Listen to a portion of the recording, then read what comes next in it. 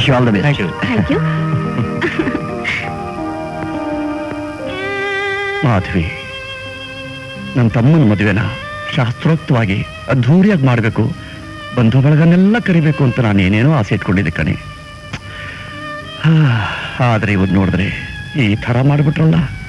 ಅದ್ದೂರಿಯಾಗಿ ಮದುವೆ ಆಗೋಕ್ಕಿಂತ ಅನುರಾಗವಾಗಿ ಬಾಳೋದು ಮುಖ್ಯ ರೀ. ಒಬ್ಬರನ್ನೊಬ್ರು ಪ್ರೀತಿಸಿ ಅವರಿಷ್ಟ ಪ್ರಕಾರವಾಗಿ ಮದುವೆ ಆಗಿದ್ದಾರೆ ಬಿಡಿ. ಅವ್ರ ಸಂತೋಷನೇ ನಮ್ ಸಂತೋಷ ಅನ್ಕೊಳ್ಳೋಣ. ಛೆ, ಗಂಡ ಹೆಂಡತಿ ಮಲ್ಗೋ ರೂಮು, ಮಕ್ಕಳನ್ನ ಬಿಡಬಾರ್ದು ಅನ್ನೋ ಕಾಮನ್ ಸೆನ್ಸ್ ಕೂಡ ದೊಡ್ಡವ್ರಿಗಿಲ್ಲ. ಈ ಮಕ್ಕಳಿಗಾದ್ರೂ ಬುದ್ಧಿ ಬಿಡ್ವಾ? ಅವ್ರ ಪಾಡಿಗೆ ಅವ್ರು ಮಲಗಿದ್ದಾರೆ, ನಮ್ ಪಾಡಿಗೆ ನಾವು ಬಾರೆ. ಥು ಬಿಡ್ರಿ, ಮೊದ್ಲು ಅವ್ರನ್ನ ಓಡಿಸಿ. Okay okay. ರಾಜು, ಸುಮಿ, ಅಮ್ಮ ಕರಿತಾ ಇದ್ದಾಳೆ, ಹೋಗಿ ಮಕ್ಳ. ನಾವ್ ಅಮ್ಮನ್ ಗೆಳೆ ಬಂದಿದೀವಿ. ಏನಂತ? ನಿನ್ ಜೊತೆ ಮಲ್ಕೊಂತೀವಿ ಅಂತ. ಚಿಕ್ಕಪ್ಪ, ನಾವ್ ದಿನಾಗ್ಲೂ ನಿನ್ ಜೊತೆ ತಾಳೆ ಮಲ್ಕೊಳ್ಳೋದು. ಅದ್ ಹಿಂದೆ ಕಂಡ್ರು, ಇನ್ಮೇಲೆ ನಿಮ್ ಚಿಕ್ಕಮ್ಮ ನನ್ ಜೊತೆ ಮಲ್ಕೋತಾಳಪ್ಪ. ಚಿಕ್ಕಮ್ಮನ ಬೇಡ ಚಿಕ್ಕಪ್ಪ, ನಾವು ಕಾಲ್ ಹಾಕೊಂಡ್ರೇನೆ ತಡೆಯಕ್ಕಾಗಲ್ಲ. ಇನ್ನು ಚಿಕ್ಕಮ್ಮ ಕಾಲ್ ಹಾಕೊಂಡ್ರೆ ನಿಂಗತಿ. ಹೌದು ಚಿಕ್ಕಮ್ಮ, ನಾನ್ ನಿಮ್ ಜೊತೆ ಮಲ್ಕೊಂತೀನಿ, ಆದ್ರೆ ನೀವು ಚಿಕ್ಕಪ್ಪನ ಜೊತೆ ಮಲ್ಕೊಂಬೇಡಿ. ಯಾಕೆ? ಚಿಕ್ಕಪ್ಪ ನಿದ್ದೆಯಲ್ಲಿ ಕತ್ತೆಗೆ ಹಾಕ್ದಂಗ್ ಕಾಲು. ಪೋಲಿ ಬಡವ್ರ, ಇಲ್ಲಿಂದ ಹೋಗ್ತೀರಾ ಇಲ್ವೋ? ನಾವ್ ಹೋಗಲ್ಲ, ಇಲ್ಲೇ ಮಲ್ಕೊಂತೀವಿ.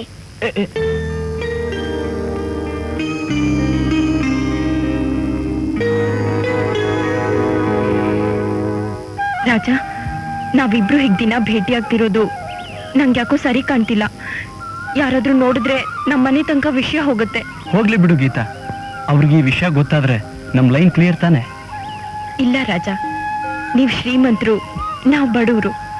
ನನ್ಗೂ ನಿಮ್ಗೂ ಆಕಾಶ ಭೂಮಿಯಷ್ಟು ಅಂತರ ಇದೆ. ನಾವಿಬ್ರು ಸ್ನೇಹಿತರಾಗಿದ್ ಬಿಡೋದೇ ಒಳ್ಳೇದು ಅನ್ಸುತ್ತೆ. ಅದ್ ಹೇಗ್ ಸಾಧ್ಯ ಗೀತಾ? ನೀನನ್ ಬಿಟ್ಟು ನನ್ನಿಂದ ಬಾಳಕ್ಕಾಗಲ್ಲ. ನನ್ ಮದ್ವೆ ವಿಷಯ ನಮ್ಮ ಅಣ್ಣಂದ್ರೆ ತೀರ್ಮಾನ ಮಾಡ್ಬೇಕು. ಅವ್ನ್ ಕೇಳ್ದೆ ನಾನೇನು ಮಾಡೋ ಹಾಗಿಲ್ಲ. ಓಕೆ, ನಮ್ ತಂದೆ ಊರಿಂದ ಬಂದ ತಕ್ಷಣ ನಾವೇ ನಿಮ್ ಮನೆಗೆ ಹೆಣ್ ಕೇಳೋಕ್ ಬರ್ತೀವಿ. ಅಮ್ಮವ್ರೆ, ಈ ಕುರ್ಚಿನ ತೆಗೆದ್ ಬಿಡೋದಾ? ಏನ್ ಮೂರ್ಖ ಜನರಪ್ಪ ಈ ಮನೇಲಿರೋರು. ಹಳೆ ಡಕೋಟ ಸಾಮಾನೆಲ್ಲ ತೆಗೆದು ಹೊರಗೆ ಸೇರಿ ಅಂತ ನೆನ್ನೆನೆ ಬಡ್ಕೊಂಡೆ. ಒಬ್ರಿಗೂ ತಿಳುವಳಿಕೆನೇ ಇಲ್ಲ. ತೆಗೀರಿ. ಅದು ನಿಮ್ಮ ಮಾವನವ್ರ ಕಾಲದ್ದಮ್ಮ. ನಮ್ ಧರ್ಮನಿಗೂ ಅದನ್ ಕಂಡ್ರೆ ತುಂಬಾ ಇಷ್ಟ. ಅದು ಇಲ್ಲೇ ಇದ್ರೆ ಚೆನ್ನಾಗಿರುತ್ತೆ. ಯಾವ್ದೆಲ್ಲಿಡಿಸ್ಬೇಕು ಅಂತ ನನಗ್ ಗೊತ್ತು, ನೀವು ಸುಮ್ಮನಿರಿ.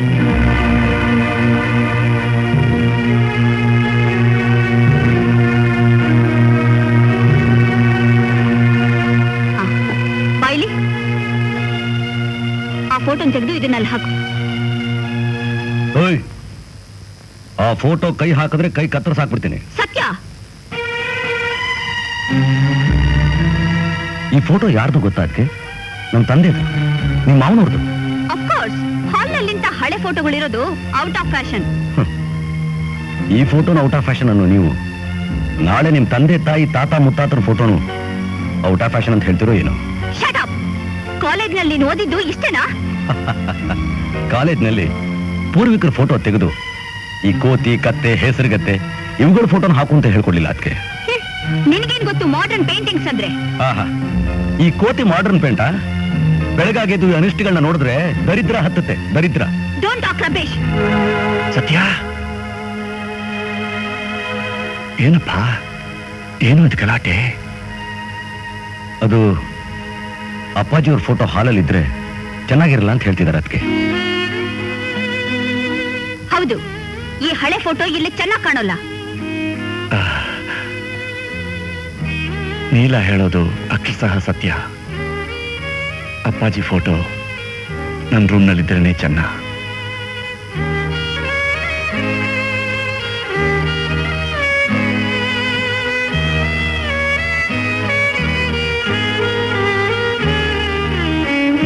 ಅಣ್ಣ, ಕಾಲಕ್ಕೆ ತಕ್ಕ ಹಾಗೆ ಬದಲಾಗ್ಬೇಕಪ್ಪ. ನೀಲಮ್ಮ, ನೀನು ಬಂದು ಈ ಮನೆಗೆ ಹೊಸ ಕಳೆ ತಂದ್ಬಿಟ್ಟಮ್ಮ. Good, very good, very good.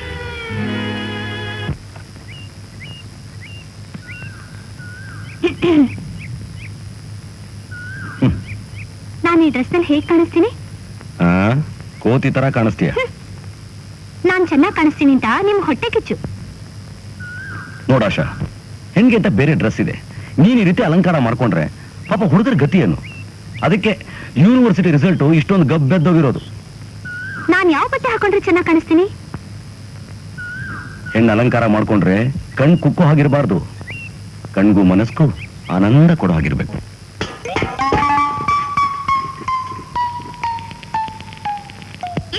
ಇದು ಕೊಡಿ, ನಿಂಗ್ ಬರಲ್ಲ ಕಣ. ಹೋಗಿ ನೀನು. ನಿಂಗ್ ಬರಲ್ಲ ಕಣೆ. ಬಂದ್ರೆ ಇಲ್ಲಿ ಇಂಥ ಡೆಲಿಕೇಟ್ ಥಿಂಗ್ಸ್ ನ ಮುಟ್ಬೇಡಿ ಅಂತ ನಿಮ್ಗೆ ಎಷ್ಟು ಸಲ ಹೇಳ್ಬೇಕು? ಟಿವಿ ಕೆಟ್ಟೋದ್ರೆ ನಿಮ್ಮ ಅಪ್ಪ ರಿಪೇರಿ ಮಾಡಿಸ್ಕೊಡ್ತಾರಾ? ನಾವ್ ಕೆಡ್ಸ್ರೆ ತಾನೇ ನಮ್ಮಪ್ಪ ರಿಪೇರಿ ಮಾಡಿಸ್ಕೊಡೋದು. ಏನ್ ಮುಟ್ಟಿದ್ರೆ ಕೆಟ್ಟೋಗ್ಬಿಡತ್ತಾ? ಮಾತಾಡೋದು ನೋಡು. ದೊಡ್ಡವರಿಲ್ಲ ಸಣ್ಣವರಿಲ್ಲ, ಇನ್ನೊಬ್ರು ವಸ್ತುಗಳನ್ನ ಮುಟ್ಟಬಾರ್ದು, ದೊಡ್ಡವ್ರಿಗೆ ಎದುರು ತರ ಕೊಡಬಾರ್ದು ಅಂತ ನಿಮ್ಮ ಅಪ್ಪ ಅಮ್ಮ ಹೇಳ್ಕೊಟ್ಟಿಲ್ವೇನೋ? ಅದಕ್ಕೆ ನೀವು ದೊಡ್ಡವ್ರಿಗೆ ಬೆಲೆ ಕೊಡೋದನ್ನ ಕಲ್ತ್ಕೊಂಡ್ರೆ ಮಕ್ಕಳು ನಿಮ್ಮ ನೋಡಿ ಕಲ್ತ್ಕೋತಾರೆ. ಚೆನ್ನಾಗಿದೆ, ಬೇರೆಯವ್ರ ವಸ್ತುಗಳನ್ನ ಮುಟ್ಟಬಾರ್ದು ಅಂತ ಇವಾಗ ಹೇಳೋದ್ ಬಿಟ್ಟು ನನಗೆ ಬುದ್ಧಿ ಹೇಳ್ತೀಯಾ? ಅದಕ್ಕೆ ನಿಮಗ್ ಬುದ್ಧಿ ಹೇಳೋಷ್ಟು ಯೋಗ್ಯತೆ ನನ್ಗಿಲ್ಲ. ಭೇದ ಭಾವ ಗೊತ್ತಿಲ್ದವರು ನಮ್ಮನೇಲಿ ಈ ವಸ್ತು ನಿಮಗ್ ಮಾತ್ರ ಸೇರಿದ್ದು ಅಂತ ಈ ಮಕ್ಕಳಿಗೆ ಹ್ಯಾಕ್ ತಿಳಿಯುತ್ತೆ? ತಿಳಿದಿದ್ರೆ ತಿಳಿಸಿ ಹೇಳ್ಬೇಕು. ಈ ಟಿವಿ ಬೆಲೆ ಎಷ್ಟು ಗೊತ್ತಾ? ನಿಮ್ಮ ಧರ್ಮಣ್ಣನವರ ಸಂಬಳದ 10ರಷ್ಟು. ಕೊಂಡ್ಕೊಳ್ಳೋ ಯೋಗ್ಯತೆ ಅಂತೂ ಈ ಜನ್ಮದಲ್ಲಿ ನಿಮಗಿಲ್ಲ. ತಂದಿಟ್ಟಿರೋದನ್ನ ನೆಟ್ಟಗ್ ನೋಡ್ಕೊಳಕ್ ಏನ್ ದಾಡಿ? ಸಾರಿ ಅದಕ್ಕೆ, ಓದೋದ್ರಲ್ಲಿ ನನ್ನ ಮಕ್ಕಳ ಕಡೆ ಗಮನನೇ ಕೊಡ್ಲಿಲ್ಲ. ಇನ್ಮೇಲೆ ಟಿವಿನ ಹೇಗ್ ಪ್ಲೇ ಮಾಡ್ಬೇಕು ಅಂತ ನಾನು ಹೇಳ್ಕೊಡ್ತೀನಿ. ಆ? ನೀನ್ ಹೇಳ್ಕೊಡ್ತೀಯಾ? ಸೋಫಾ ಇರೋದು ಮಲಗೋಕಲ್ಲ, ಕೂತ್ಕೊಳ್ಳೋಕೇನೋ ಸಣ್ಣ ವಿಷಯನೇ ನಿನಗ್ ಗೊತ್ತಿಲ್ಲ. ನೀನು ಇವಕ್ಕೇನ್ ಹೇಳ್ಕೊಡ್ತೀಯಾ? ನೀವು ಹೇಳೋದು ನಿಜ ಅದಕ್ಕೆ. ಇದೆಲ್ಲ ಬಹಳ ಬೆಲೆ ಬಾಳೋ ವಸ್ತುಗಳು. ಇದ್ರ ಮೇಲೆ ನನಗಾಗ್ಲಿ ಮಕ್ಕಳಿಗಾಗ್ಲಿ ಕೂತ್ಕೊಳ್ಳೋ ಯೋಗ್ಯತೆ ಇಲ್ಲ. ಯಾವ ವಸ್ತುಗಳು ಎಲ್ಲೆಲ್ಲಿ ಬಿದ್ದಿರ್ಬೇಕೋ ಅಲ್ಲಲ್ಲಿ ಬಿದ್ದಿದ್ರೆ ಚೆನ್ನ.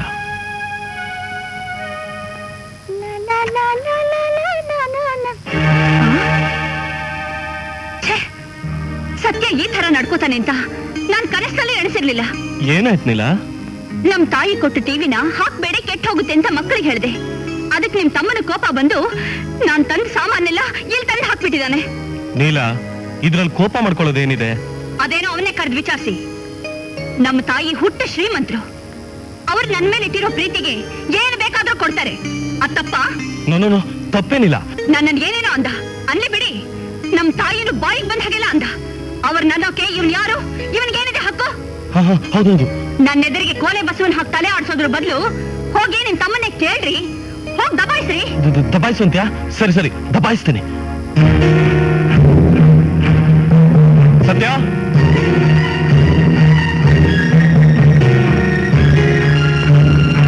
ಸತ್ಯ, ಏನಣ್ಣ?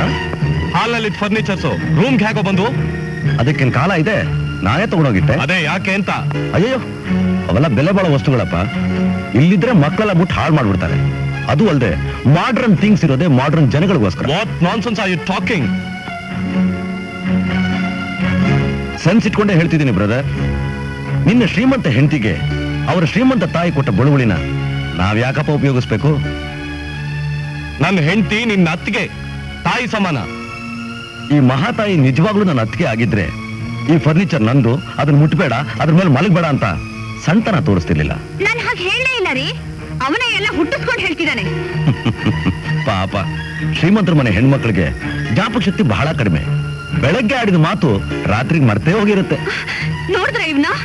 ಅದಕ್ಕೆ ನಿಮ್ಮನ್ನ ನೋಡಕ್ ಶುರು ಮಾಡಿದ್ಮೇಲೆ ನಮ್ಮಣ್ಣ ನಮ್ಮನ್ನ ನೋಡೋದನ್ನ ಮರ್ತೇ ಬಿಟ್ಟಿದ್ದಾನೆ. ನೋಡಿದ್ರ ನಿಮ್ ಎದುರಿಗೆ ಎಷ್ಟು ಮಾತಾಡ್ತಿದ್ದಾನೆ. ನೀವಿಲ್ದೇ ಇರೋವಾಗ ಈ ಮನೇಲಿ ನನ್ ಗತಿ ದೇವರಿಗೆ ಪ್ರೀತಿ. ಪ್ರೀತಿ, ಪ್ರೇಮ, ವಿಶ್ವಾಸನೇ ದೇವ್ರು. ಅದಕ್ಕೆ ಅದೇ ಗೊತ್ತಿಲ್ವೇ ನಿಮ್ಗೆ? ಶಟ್ ಒಬ್ಬಿನ ಮಾತಾಡ್ತೇನೋ ರಾಸ್ಕಲ್. ಆ ಮಾತಾಡಿದ್ ನಾನಲ್ಲ, ನಿನ್ ಹೆಂಡತಿ. ಅವಳು ದೊಡ್ಡವಳು. ಅವಳಿಗೆ ಏನಂದ್ರು ಎದುರು ತರ ಕೊಡ್ಕೂಡ್ದು. ಮೊದ್ಲು ತಪ್ಪಾಯ್ತು ಅಂತ ಕ್ಷಮಾಪಣೆ ಕೇಳು. ನೆವರ್. ಏನ್ರಪ್ಪ, ಏನಿದ್ ಗಲಾಟೆ? ನೋಡೋಣ, ಮಕ್ಕಳು ಟಿವಿ ಹಾಳು ಮಾಡ್ತಿದ್ವು ಅಂತ ನೀಲ ಮುಟ್ಟಬೇಡಿ ಅಂದ್ಲಂತೆ. ಅದಕ್ಕೆ ಇವನು ಇದಾನಲ್ಲ, ಇವನು ಇಲ್ಲಿದ್ ಫರ್ನಿಚರ್ಸ್ ಎಲ್ಲ ತೆಗೆದು ನಮ್ ರೂಮ್ ಬಿಸಾಕಿದಾನೆ. ತಪ್ಪಾಯ್ತು ಅಂತ ಕ್ಷಮಾಪಣೆ ಕೇಳೋ ಅಂತಂದ್ರೆ ಅತ್ತಿಗೆ ಅನ್ನೋ ಗೌರವನೂ ಇಲ್ದೆ ಬಾಯಿಗೆ ಬಂದಂಗ್ ಮಾತಾಡ್ತಿದ್ದಾನೆ. ಮೈದ್ನ ಅನ್ನೋ ಗೌರವ ಅತ್ತಿಗೆಗೂ ಇರ್ಬೇಕು. ಸತ್ಯ, ಕ್ಷಮಿಸ್ಬಿಡಿ ಅತ್ತಿಗೆ ಎಂದಿದ್ರೆ ನಿನ್ಗೇನು ನಷ್ಟ ಆಗ್ತಿತ್ತು. ಈಕೆ ನಿನ್ನ ಅತ್ತಿಗೆ, ಈ ಮನೆ ಸೊಸೆ, ಈ ಮನೆ ಮಹಾಲಕ್ಷ್ಮಿ ಕಣೋ. ಈ ಮನೇಲಿರೋ ಎಲ್ರಿಗಿಂತ ನಾನೇ ದೊಡ್ಡವಳು. ನಾನು ಹೇಳ್ದಾಗ್ಲೇ ಎಲ್ರೂ ಕೇಳಬೇಕು ಅನ್ನೋ ದುರಹಂಕಾರದಿಂದ ಮೆರೆಯೋ ಯಾವ ಹೆಣ್ಣು ಅತ್ತಿಗೆ ಸೊಸೆ ಆಗಕ್ಕೆ ಸಾಧ್ಯ ಇಲ್ಲಣ್ಣ. ಅಂಥವಳಿ ಮನೆ ಮಹಾಲಕ್ಷ್ಮಿನೂ ಅಲ್ಲ.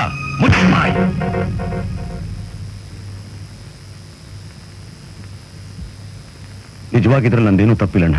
ತಪ್ಪು ಯಾರದೇ ಆಗಿರ್ಲಿ, ನೀನ್ ಚಿಕ್ಕೋನು. ದೊಡ್ಡವ್ರ ಹತ್ರ ಕ್ಷಮೆ ಕೇಳೋದ್ರಲ್ಲಿ ಯಾವ ತಪ್ಪು ಇಲ್ಲ. ಮೊದಲು ಕ್ಷಮೆ ಕೇಳು. ಅದಕ್ಕೆ ನೀವು ಸತ್ಯ, ನನ್ಗೋಸ್ಕರ ನೀನ್ ಕ್ಷಮೆ ಕೇಳಲೇಬೇಕು.